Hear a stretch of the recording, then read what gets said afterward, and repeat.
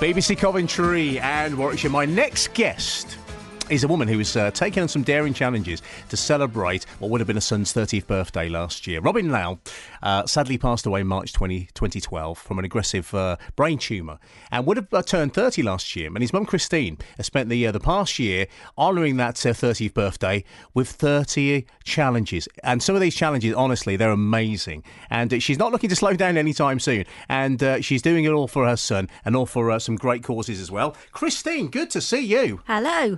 Hey, who's this taking pictures out here? It's like the paparazzi in here.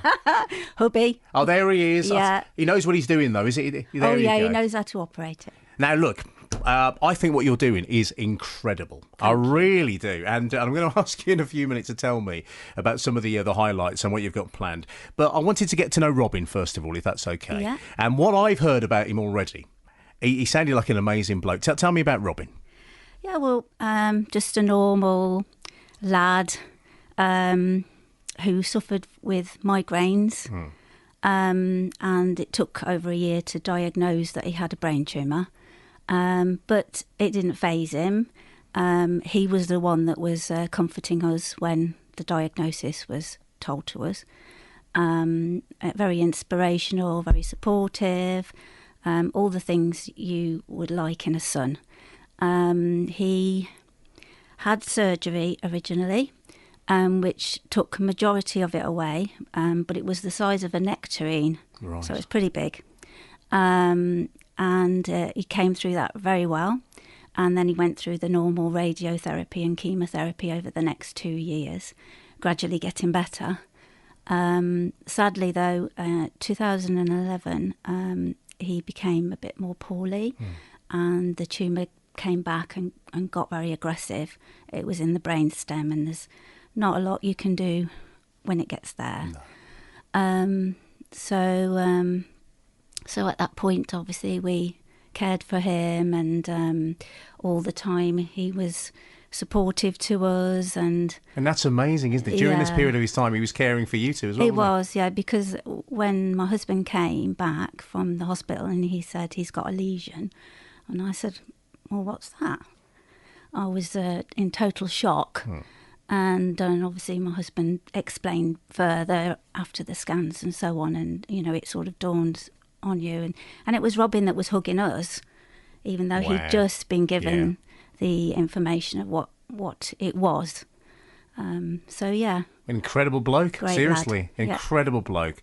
And what's life like for you now then, since Robin passed away a few years ago? Well, it's difficult. Christmas, birthdays, all those sort of things.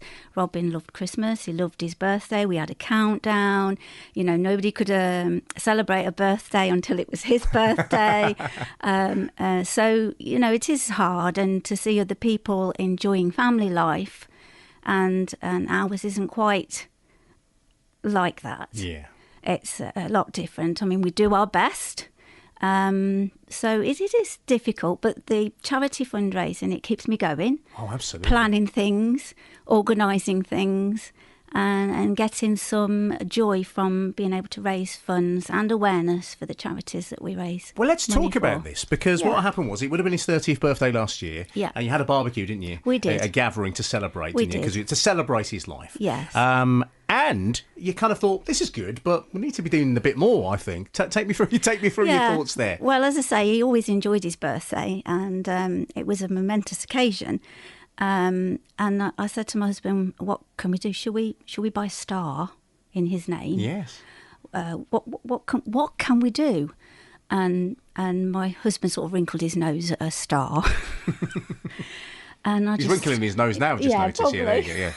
And I just thought, Robin didn't have the chance to do challenges. He was hoping to do a challenge for Willow, because the Willow Foundation, they provided him with a special day. Right. And he was an Arsenal supporter. We're going to forgive him for that. So he went all the way down to London, and they paid for the rail fare and the hotel and the taxis, everything. Everything was sorted. He and his dad went down, saw Barcelona and Arsenal play, and the only thing they asked was, would you please take some photographs? Right. And he's a very keen photographer, but for some reason on the night, his camera jammed up. Oh. And he wasn't able to take any photographs. And he Sure. was, gutted about that because that was the only thing that they asked. And he said, a bit later on, I'll do some sort of challenge. I'll walk Snowdonia or something like that. And raise some money for them. So obviously he didn't get that chance because when you have radiotherapy, chemotherapy, you're not feeling the best.